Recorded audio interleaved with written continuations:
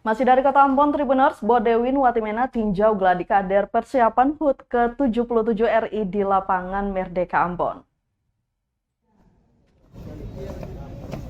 Penjabat sementara Wali Kota Ambon, Bodewin Watimena, tinjau langsung gladi kader persiapan upacara HUT Proklamasi ke-77 di lapangan Merdeka Ambon Jumat 12 Agustus 2022. Watimena menyatakan gladi kader ini penting agar semua orang yang terlibat dalam upacara ini bisa lebih siap lagi.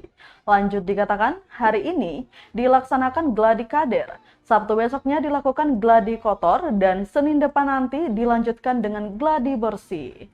Untuk itu, Watimena berharap semua anggota yang terlibat dalam upacara ini lebih siap lagi dan selalu menjaga fisik dan kondisi agar tetap sehat.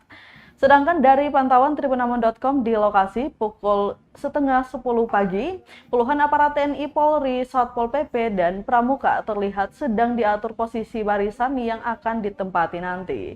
Sedangkan ada 8 calon paskibraka yang terdiri dari 5 laki-laki dan 3 perempuan bersama 3 anggota TNI dan 1 Brimob sedang latihan menaikkan dan menurunkan bendera.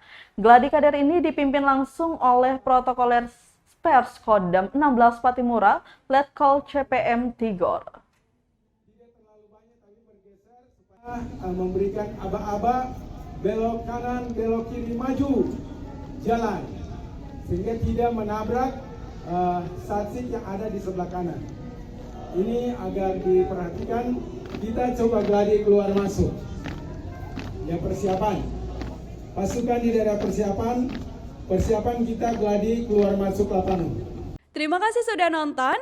Jangan lupa like, subscribe, dan share ya.